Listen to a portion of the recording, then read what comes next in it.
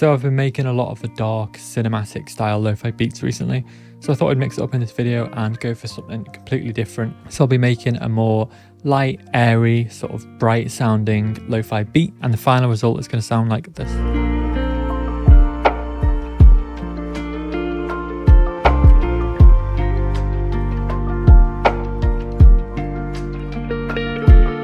So there's definitely a big appetite for songs like this. I made a similar track called The Heart of the Forest maybe about a year ago, and I actually landed on Apple Music's Bedtime Beats, which is a really great playlist to be on. So I was over the moon with that, and it was a similar sort of vibe, keeping that soft guitar and keeping it spacious and ambient. So yeah, I'm going to start writing this track now. I'll break down the chord theory so you can play the same thing in your own tracks, or you can try and transpose it onto piano or something like that. And then I'll go into all the stems and sounds that make up this song. And if you're not a guitar player, I actually released a similar sample in my last pack, which sounded like this.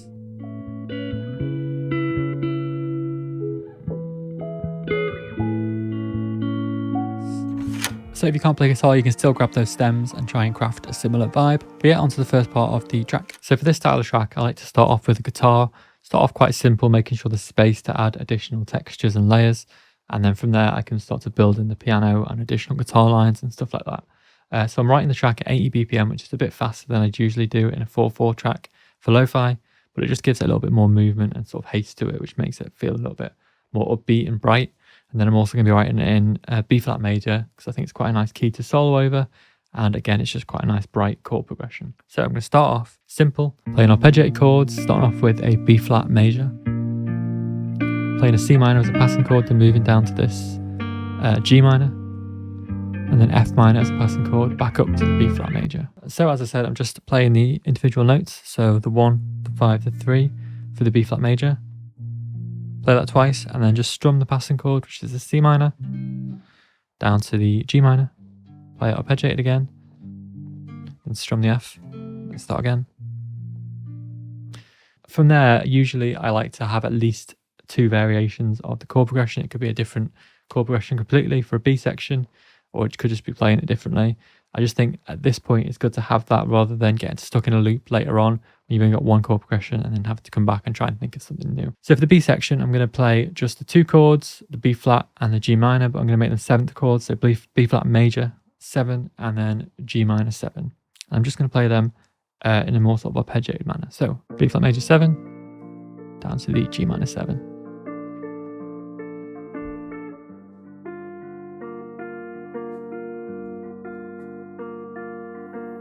And just to fill it up a bit, this is going to be for a B section, so I'm also going to play just the B flat major and the G minor, again stacked on top, but I'm going to give it a little bit of a bend to the 3.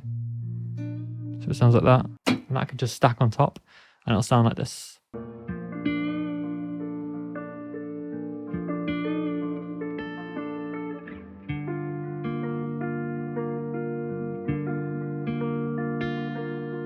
So now I can solo nicely over both chord progressions, and I've got an introduction and a B section or a break in the middle. So from there, I'm going to start to layer in some additional piano textures. So next I wanted to add some ambient sort of piano notes in there. There's a few things I'm going to use to do that. You can actually just do this with whatever piano you've got and whatever you like the sound of, and just spend a bit of time using some panning and adjusting the volumes and velocities and stuff just to get a more interesting sort of ambient addition of piano notes.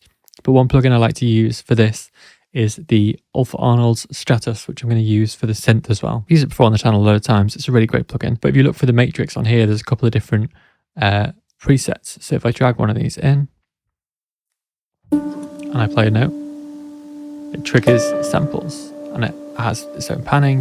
They're really nice samples as well. You can play multiple notes.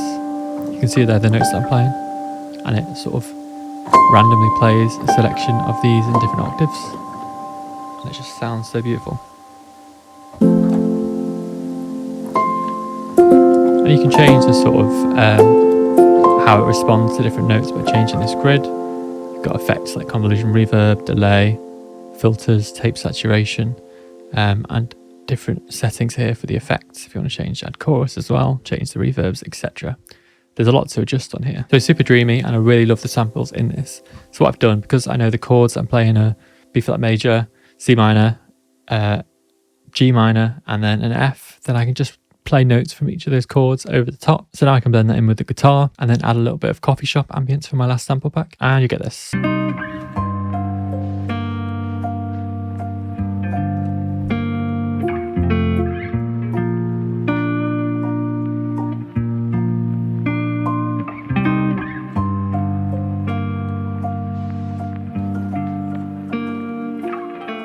And then on top of that, for the introduction, I'd like a little bit of synth texture as well, just something airy in the top end frequencies.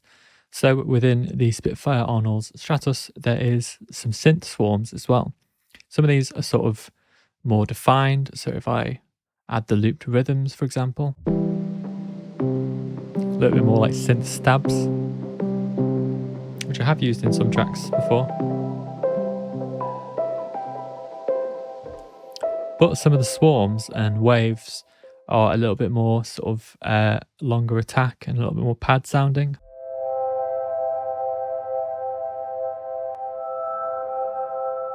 So if I layer that with everything else, you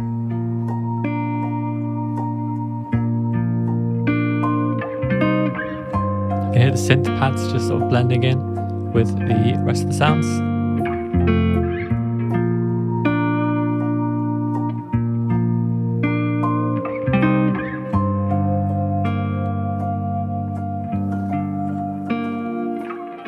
So next up, I wanted to add a few more piano textures to the track.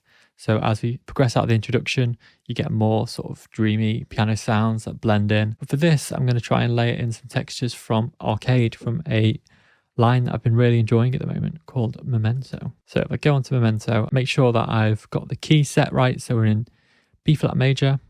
So B flat major, locked that in. And I'll see if I've got any liked ones. So now I can just play around with some of these and see if there's any nice pianos.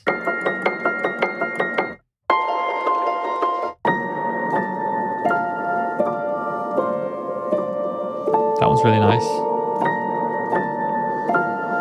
I think it would fit nicely with what we've got already.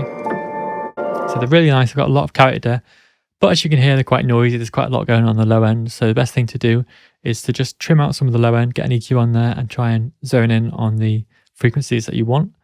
And then I'll try and blend that with what we've already got. So this is what that's going to sound like. I've already got the piano playing, and then these textures are now adding a little bit more variance. Make sure to cut the low end, just keep them clean.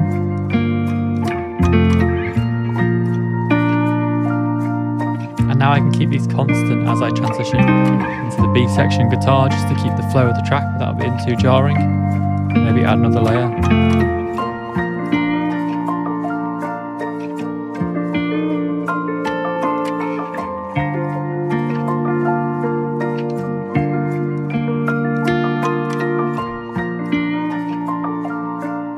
So now that flows really nicely, and I think there's some good space for some vocal stuff. So as you may know, the last few videos I've been really loving Distant Voices range in Arcade. I don't think I'm new to it. I know a lot of producers have been using it for ages, but it's a really easy way of getting acapellas and vocals into your tracks. It's really nice stuff in there. So for this one, I found a sort of line called Come to Peace, which I think would fit it really nicely. So these are some of the samples.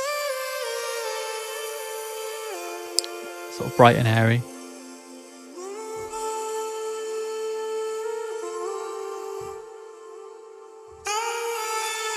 This one in particular I think sounds great.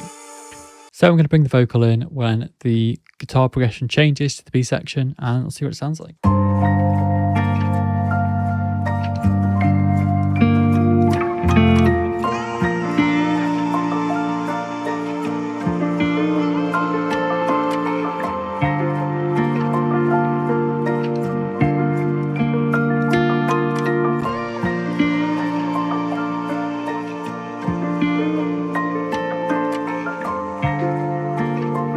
Pretty well, I think.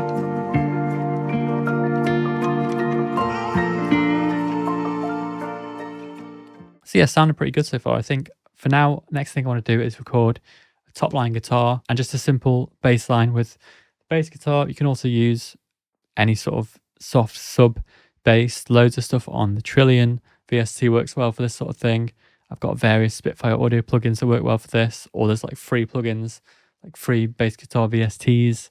So yeah, loads of stuff. I'm going to record some lead and a DI bass guitar.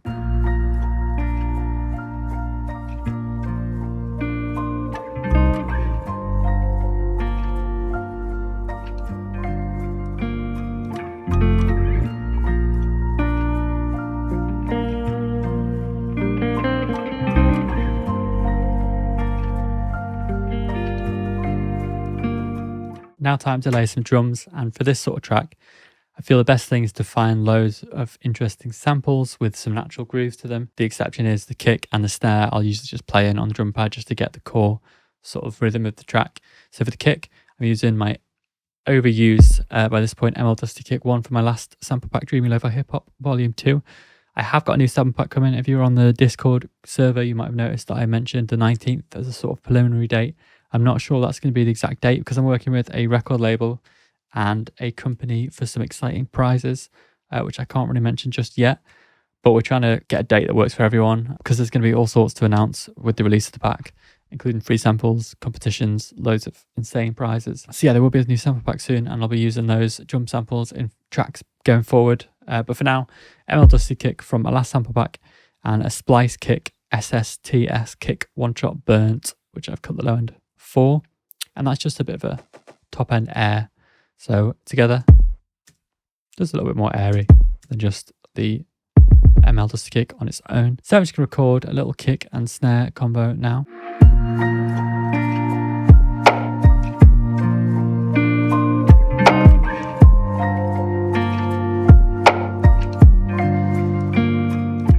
And then finally, I'm going to drop in some interesting samples just to bulk out the drums and get the hi-hats, different textures going. So this is what I've come up with.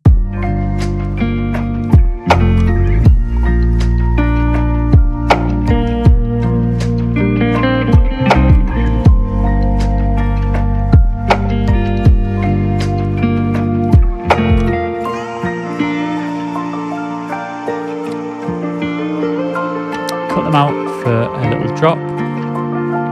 So again, with this, I'm trying to keep everything quite simple, but have a nice little groove to it.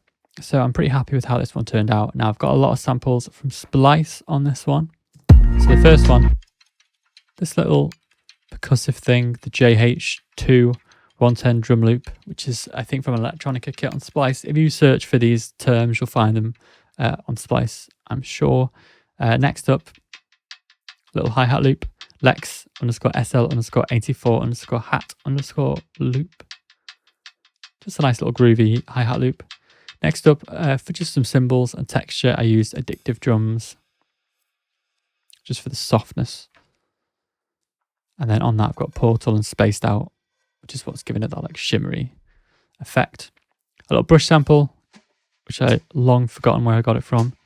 But yeah, just a soft, simple one. You find similar stuff on Splice. Next, from the Xander loop, a little brushed percussive snare thing. So this is Xander Perk Loop 1, 84 BPM. You can see some glue compression on there. That's going to the kick, which is giving it a bit more movement. Without that, it's just a bit flat. But if you add this, ducks a bit. Snare, which is from my last pack, ML Wood Perk 5. And then just a little clock sound. There's loads of these online. People have used them in various tracks I've heard. You can get them on Splice. Just search clock sample, stretch it to whatever track you're working on. So yeah, that's pretty much it for this track. Let me know what you thought in the comments down below. I've got a competition for this week's video as well, a fresh one to win the very impressive Ulfa Arnold's Stratus VST. So it's quite an expensive VST, so we're setting a target of 400 likes. As soon as we hit that, I'll be giving that away to someone, completely random. So do drop a like on the video, drop a comment, and be a subscriber of the channel to enter that, and then I'll pick a random person once we hit the 400 like target. Got a few videos that I've just hit the target whilst I was recording this, so I'll be featuring them in next week's video for the draw. So yeah, thanks for watching. I'll just play the track out a little bit now and catch you next week.